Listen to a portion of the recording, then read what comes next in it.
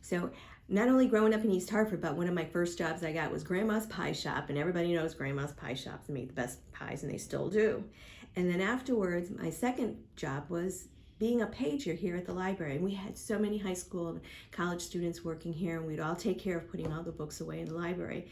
And that's where I really grew to love books more so and learn more about libraries. And well, as you could tell, I stayed on. I did not raise my family here when I got married. I moved away from East Hartford, but my parents still were living in East Hartford until recently. My mom had to sell her house in East Hartford, but the memories are great. I really enjoyed growing up in town, the schools I went to, the friends. In fact, I still keep in touch with a lot of the kids that I grew up with from grammar school through high school. And a lot of them are still around in town, and they take pride in East Hartford, and they still like to come back into East Hartford or bring their grandchildren now into East Hartford to use the services, or if they live here, they come in and they take out books. And my parents were immigrants when they came to this country, and they wanted to be homeowners and own a home, and that's how they came to East Hartford, and they bought land. And I remember my dad going to First Federal Savings Bank and getting a loan for his home. So there's a lot of history. When you go down Main Street, there were stores and Sage Allen's and the movie theaters. There was always a lot to do, Friendlies. Being in high school, at Friday nights, we'd be going up and down Main Street, Burnside Avenue, or partying around the Connecticut River. Okay, so we're not going to tell you our locations that we went to, but it was great growing up. We had our competition, which was Penny High. It was our rivals. We had East Catholic too, and Howell Cheney Tech. So we had a lot of schools around us too, and you were friends with everybody.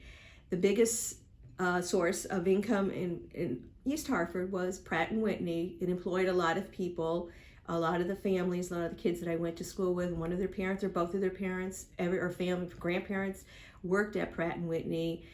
Kids that had people that worked at Pratt Whitney were known as Pratt Brats. But that's the way it was, and it was great.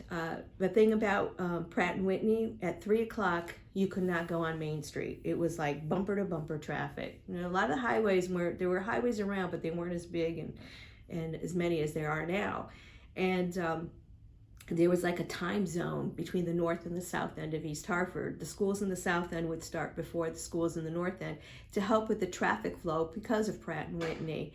It seemed like there always was like a magical line in East Hartford, the north versus the south. So there were other services in the north and some in the south.